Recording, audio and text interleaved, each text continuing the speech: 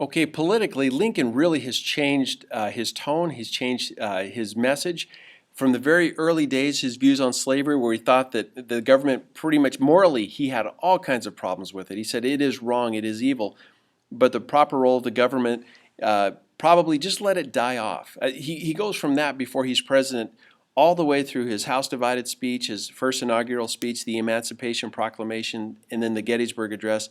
Finally, when we get to the second inaugural speech, he really wraps this up.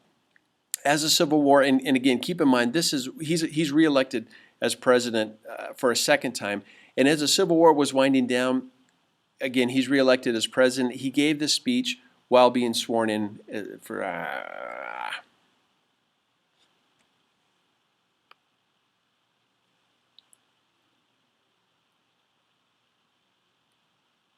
Okay, we've talked a lot about Lincoln and how his views as far as the proper role of government regarding slavery, it really evolves quite a bit over time. His whole life, morally, he felt that slavery was wrong, but he always struggled with what should government do about it.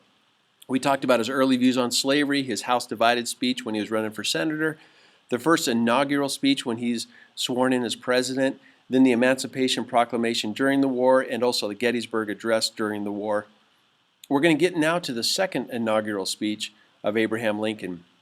Now, as the Civil War was dying down, Lincoln, like I said, he was reelected as president. He gave the speech while being sworn in for the second time as president. And because the Emancipation Proclamation, he had already issued that during the war, Lincoln could not end the war with the South if they kept slavery. If the South wanted to surrender, this was no longer a negotiable factor. Slavery was going to end. By this time, Lincoln believed that slavery ultimately was the cause of the war. In this speech, Lincoln uses an incredible amount of imagery from the Bible, and he quotes several verses to emphasize his point. And many of these verses are very familiar, might be familiar to you, were familiar to his audience.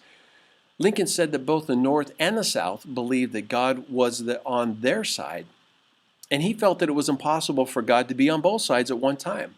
And it was even possible that God was on neither side when it came to this issue. He called slavery a great sin of the nation, and that the country would have to pay a very, very steep price for allowing it to exist. And the cost that was going to be paid, and that was paid, was in the hundreds of thousands of dead soldiers who died while fighting during the Civil War. Now, we've got over 600,000 people are going to die during this war, so it is a tremendous, tremendous loss. I've mentioned before that the southern states, a full 25% of the men in the South died during this war. And if you add in the people that were not only killed, but those who were maimed and injured during this war, you have nearly one half of the southern men that were either killed or injured during this war. Now, within 5 weeks of the speech, Lincoln is going to be assassinated by John Wilkes Booth. John Wilkes Booth, he's a Southerner who was upset by the outcome of the war. We may have a chance to talk about John Wilkes Booth later, but he was a famous actor of his day, and he was actually at this inaugural speech standing behind Lincoln when he gave this speech. And within 5 weeks, Lincoln will be shot and he will be killed.